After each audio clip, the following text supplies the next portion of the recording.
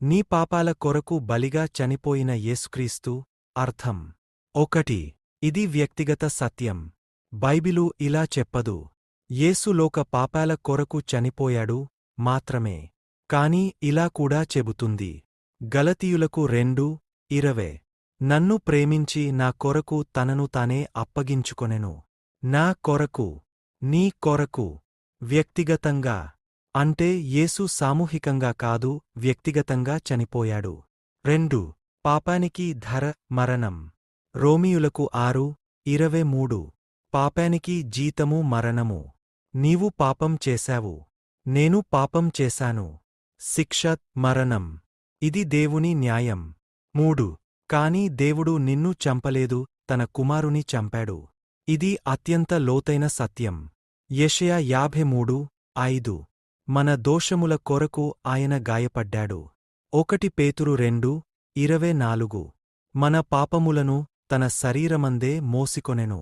నీ పాపం ఆయనపై, నీ శిక్ష ఆయనపై, నీ మరణం ఆయనపై. నీవు చనిపోవాల్సింది యేసు చనిపోయాడు. 4. ఇది ప్రమాదం కాదు, నిర్ణయం. యోహాను 10:18. నేనే నా ప్రాణము అర్పించుచున్నాను. ఎవరూ చంపలేదు, ఎవరూ బలవంతం చేయలేదు. ఆయన స్వచ్ఛందంగా చనిపోయాడు. నీ కోసం. 5. ఇది దేవుని ప్రేమ యొక్క పరాకాష్ట. రోమీయులకు 5:8. మనం పాపులమైయుండగానే క్రీస్తు మన కొరకు మరణించెను. గమనించండి, నీవు మారిన తర్వాత కాదు, నీవు మంచివాడైన తర్వాత కాదు, నీవు అర్హుడైన తర్వాత కాదు, నీవు పాపిలో ఉన్నప్పుడే ఆయన చనిపోయాడు. ఇది నిజమైన ప్రేమ. 6. బలి అంటే ఏమిటి? బలి ప్రతిస్థానం. అంటే ఒకడు చనిపోవాలి, ఇంకొకడు బతుకుతాడు. యేసు చనిపోయాడు నీవు బతకడానికి. యేసు శిక్ష పొందాడు నీవు క్షమించబడడానికి. ఇదే బలి అర్థం. 7. అత్యంత గంభీరమైన ప్రశ్న. యేసు నీ పాపాల కొరకు చనిపోయాడు. కాని ప్రశ్న, నీవు ఆయనను స్వీకరించుకున్నావా?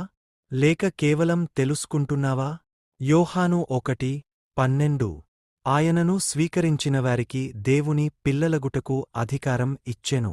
తెలుసుకోవడం రక్షణ కాదు, స్వీకరించడమే రక్షణ. 8. ఇది మతం కాదు, సంబంధం. యేసు ఇలా అనలేదు, నా గురించి తెలుసుకో. ఆయన ఇలా అన్నాడు, నన్ను అనుసరించు. మతం, నియమాలు. యేసు సంబంధం. 9. ఒక వాక్యం.